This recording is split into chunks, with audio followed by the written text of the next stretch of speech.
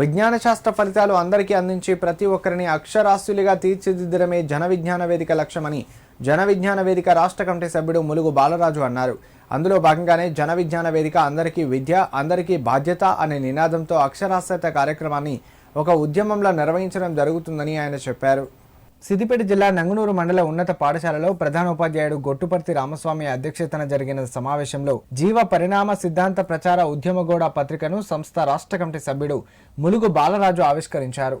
అనంతరం మండల స్థాయి చెకుముకి సైన్స్ టాలెంట్ టెస్ట్ నిర్వహించి అందులో ప్రతిభ కనబర్చిన విద్యార్థులకు బహుమతులు అందజేశారు. అనంతరం మాట్లాడారు. సామాన్య ప్రజానికంతో పాటు ప్రతి ఒక్కరికి శాస్త్ర ప్రచారం చేయడం ద్వారా రాజ్యాంగం నిర్దేశించిన శాస్త్రీయ దృక్పథాన్ని ప్రజలు అలవర్చుకునేందుకు జన విజ్ఞాన వేదిక కృషి చేస్తున్నదని చెప్పుకొచ్చారు. ప్రజల కోసం, ప్రగతి కోసం, శాంతి కోసం, దేశం కోసం, స్వావలంబన కోసం, పర్యావరణ పరిరక్షణ కోసం విజ్ఞాన శాస్త్రం అనే నినాదంతో జన విజ్ఞాన వేదిక పనిచేస్తున్నదని తెలిపారు. ప్రతి జాతి యథాతథంగా కాకుండా తన పూర్వీకుల నుండి ఆవిర్భవించిందని చార్లెస్ డార్లింగ్ తన జీవ పరిణామ సిద్ధాంతంలో పేర్కొన్నాడని ఆయన చెప్పారు. మారుతున్న ప్రకృతి పరిస్థితులకు అనుగుణంగా పరిణామం చెందడం సహజమని, జాతుల ఆవిర్భావం గురించి వివరించిన జీవ పరిణామ సిద్ధాంతాన్ని విజ్ఞాన శాస్త్ర పాఠ్య ప్రణాళిక నుంచి తొలగించడం సరికాదని అన్నారు. కార్యక్రమంలో దుబ్బుడు రవీందర్ రెడ్డి, కత్తుల లక్ష్మారెడ్డి, గిరి తిరుపతి, భిక్షపతి పాల్గొన్నారు.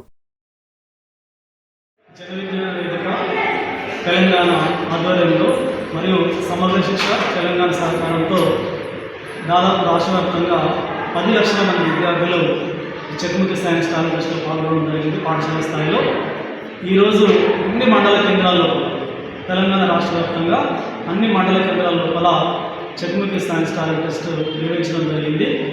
ఇక్కడ మండల స్థాయిలో ప్రథమ స్థానం పొందిన విద్యార్థులు అన్ని జిల్లా కేంద్రాల లోపల ఈ నెల 28వ తారీఖు నాడు జిల్లా స్థాయిలో పార్టిసిపేట్ చేయడం జరుగుతుంది.